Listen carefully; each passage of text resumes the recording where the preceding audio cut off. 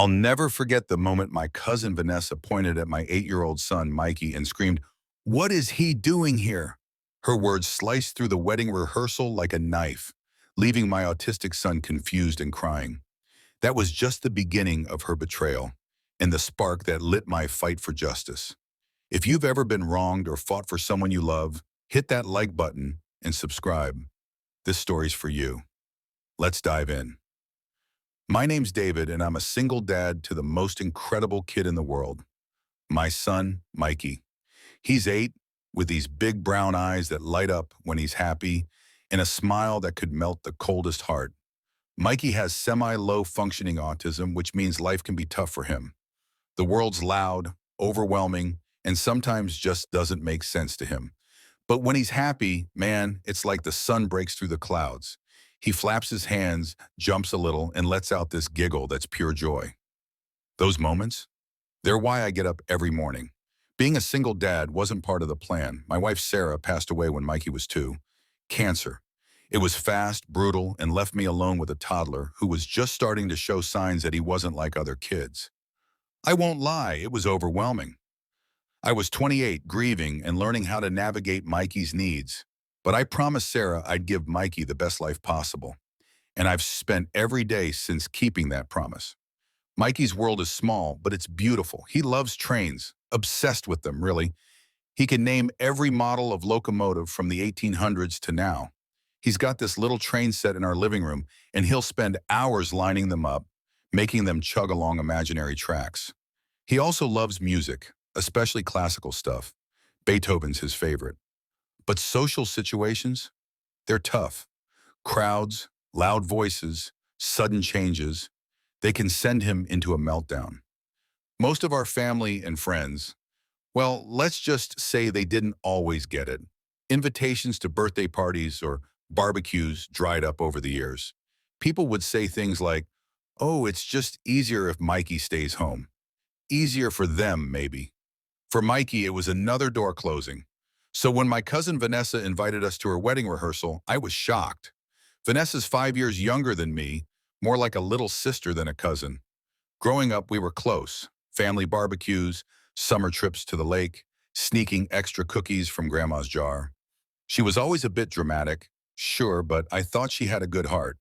Her fiancé Thomas seemed like a solid guy too. When she called to invite us, her voice was bubbly.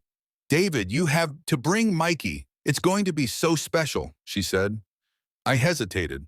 Big events were tricky for Mikey, but Vanessa insisted. "He's family, David. We want him there." Mikey was over the moon when I told him. He clapped his hands, jumped up and down, and kept saying, "Wedding, wedding," in this sing-song voice. It was one of those rare moments where I saw him connect with the world in a way most kids do naturally. I spent weeks prepping him. We practiced wedding etiquette. "Stay quiet, buddy. It's Vanessa's special day. We'll sit in the back, and you can bring your train book to look at." He nodded solemnly, clutching his favorite book about steam engines. I even bought him a little suit, navy blue with a clip-on tie because buttons overwhelm him. Seeing him in it, twirling in front of the mirror, I felt this ache in my chest. Pride, love, and a little fear. I wanted this to go well for him. The rehearsal was at a fancy venue, a big hall with chandeliers and polished wood floors. I was nervous, but Mikey was beaming as we walked in. He held my hand tightly, his train book tucked under his arm. We sat in the back, away from the bustle of the wedding party. I whispered reminders. Quiet voices, okay? Just like we practiced. He nodded, his eyes wide, taking it all in. For the first 10 minutes, he was perfect, silent, smiling, flipping through his book. I thought, we're going to make it through this. Then Vanessa walked in. To understand what happened next, I need to take you back a bit. Vanessa wasn't always the person she became that day. When we were kids, she was the one who'd sit with me and Mikey at family gatherings, playing with his toy trains while I grabbed a drink. She'd ask questions about his autism, genuinely curious, and I thought she understood. But as she got older, things shifted.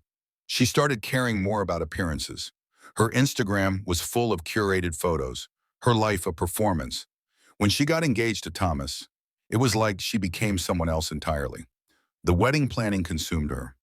She'd call me to complain about centerpieces or her future in-laws, and I'd listen, thinking it was just stress. But looking back, I see the signs. The way she'd roll her eyes when I mentioned Mikey's therapy, the way she'd change the subject when I talked about his progress. I should have seen it coming. Back to the rehearsal.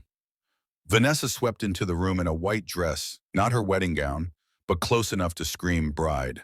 She was all smiles, hugging relatives, posing for photos. Then her eyes landed on Mikey. Her face froze, and I swear it was like a switch flipped. She stormed over, her heels clicking on the floor, and pointed at him. "What is he doing here?" she screeched. The room went silent. Every head turned. Mikey froze, his smile fading, his hands clutching his book so tight, his knuckles turned white. I was stunned. "Vanessa, you invited him," I said, keeping my voice low, trying not to escalate. Her face twisted. "I invited you, David, not him." She gestured at Mikey like he was some kind of problem. "I thought you'd have the sense to leave him at home." Mikey whimpered, his eyes darting around, confused. He didn't understand why she was yelling, but he knew it was about him. I put my arm around him, whispering, "It's okay, buddy." But it wasn't okay. My blood was boiling, but I knew if I lost it, it'd scare Mikey more. I looked at Thomas, hoping he'd step in, but he just stood there, staring at the floor. Then Vanessa turned to him and screamed, "I thought you told him not to come." That hit me like a punch. Thomas had never called me. Vanessa had lied to her own fiancé, pretending she'd excluded Mikey. I wanted to scream, to call her out, but Mikey was starting to rock back and forth, a sign he was overwhelmed. I had to get him out. "We're leaving," I said, my voice shaking. I took Mikey's hand and led him to the car, his little body trembling as he climbed in. He didn't cry until we were halfway home. "Why's she mad, Daddy?" he asked, his voice small. I didn't have an answer. That night, I tucked him into bed, his mattress on the floor because beds with frames overwhelm him. I sat there watching him sleep, his train book clutched to his chest, and I made a vow. I wasn't going to let Vanessa's cruelty define his world. I thought that was the end of it. I was wrong. The next morning, there was a knock at the door. Two CPS workers stood on my porch, clipboards in hand. "We've received a report of neglect regarding your son, Michael," one said. Her tone clipped. My stomach dropped. They pushed past me, eyes scanning our home, the plastic-covered furniture for Mikey's toilet accidents, the locked cupboards to keep him safe, the bare mattress. To them, it looked like poverty or neglect. To me, it was love, tailored to Mikey's needs. I explained everything: his autism, his sensory issues, the accommodations recommended by his therapist. But they weren't listening. They cited the anonymous report, claims I was neglecting Mikey, that he was disruptive, that I couldn't handle him. I knew it was Vanessa. No one else would have done this. By the end of the visit, they issued an emergency removal order. They took Mikey to a foster family that same day. I can't describe the pain of watching him walk away, clutching his train book, looking back at me with those big, scared eyes. "Daddy come too?" he asked. I knelt down, forced a smile, and said, "I'll see you soon, buddy, I promise." But inside, I was breaking. That night, I called my mom, Linda. She's a retired nurse, tough as nails, but with a heart of gold. "David, this is war," she said. "Vanessa's gone too far." She drove over, and we sat at my kitchen table, plotting. I wasn't just going to get Mikey back. I was going to make Vanessa face what she'd done.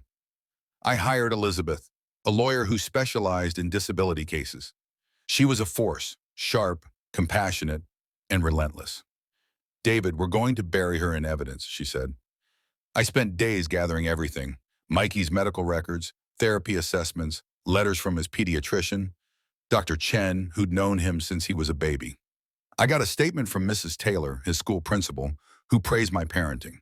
Even our neighbor, Morgan, a special education teacher, wrote a letter about how I'd turned our home into a safe haven for Mikey. Elizabeth warned me the CPS process could be brutal. "They'll assume the worst until we prove otherwise," she said. But I wasn't backing down. Every night, I'd lie awake, picturing Mikey in a stranger's house, wondering if he was scared, if he had his train book, if they knew to play Beethoven to calm him. I felt so helpless, but I channeled it into fight. The court hearing was 3 weeks later. I hadn't seen Mikey since they took him. My mom came with me, squeezing my hand as we walked in. Vanessa was there, sitting with her parents, Charles and Diane. She wouldn't meet my eyes. Elizabeth was a warrior.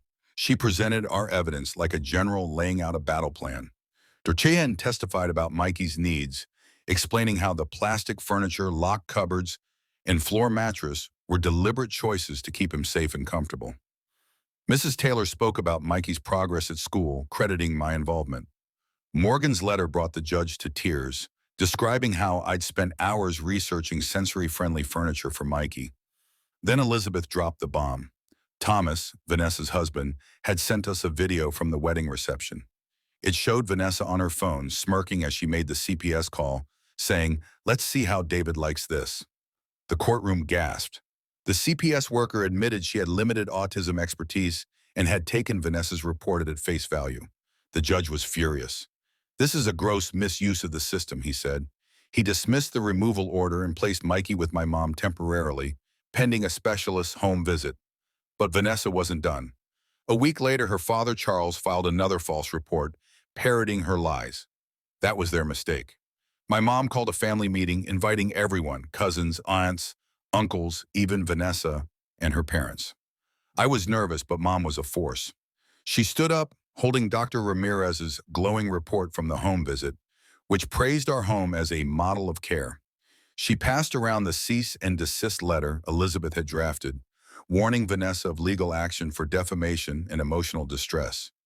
Then Thomas stood up. "I'm ashamed," he said, his voice breaking.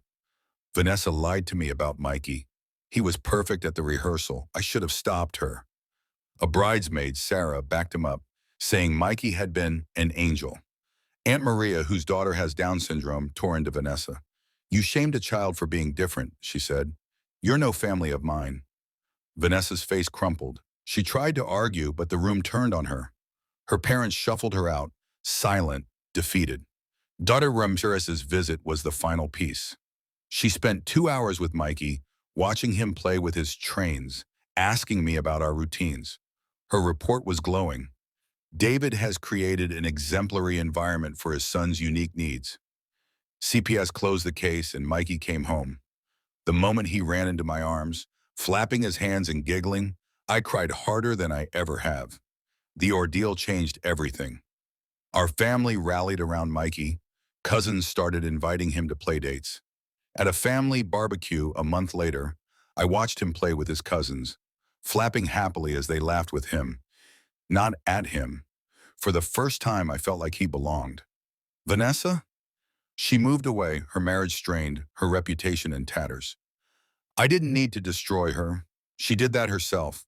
Her lies cost her the family's respect, and I hope she's learned something. As for me, I'm still just a dad trying to give my kid the best life I can. Mikey's smiling more now, and every smile feels like a victory. If you've made it this far, thank you for listening. If you've got someone like Mikey in your life, give them an extra hug today. And if you're fighting for justice, don't give up. Sometimes the truth is the best revenge. Hit that like button if this story moved you, and subscribe for more stories of triumph and heart. Share this with someone who needs to hear it. Thanks for being here.